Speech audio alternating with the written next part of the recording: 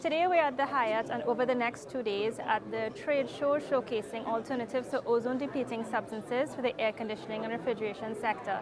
It's being hosted by the Ministry of Planning and Development, and my name is Marissa Gowrie, the National Ozone Officer within the Environmental Policy and Planning Division. So essentially this trade show is going to be looking at various technologies that would be found in the hotel sector, for example, in our guest houses and larger hotels, and also with domestic appliances such as, we all know, we have air conditionings in our homes, in our vehicles, and other such institutions. Within the health sector, we use air conditioning and refrigeration for keeping up our vaccines and in our hospitals, as well as the industrial sector.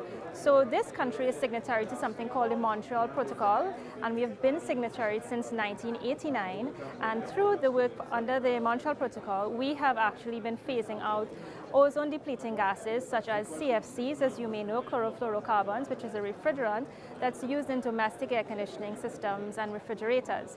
So as an alternative, we have been encouraging hydrocarbons and other gases that are not only friendly to the ozone depletion and ozone layer, but also climate-friendly alternatives. And the ozone layer essentially is a very thin layer that surrounds the Earth, about 3 to 4 millimeters thick, and it has a very important function in that it filters UV rays from the sun.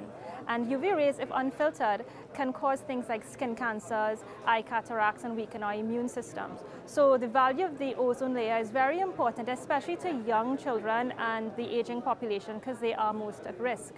And that's why it's also important to protect your skin and use products that have SPF.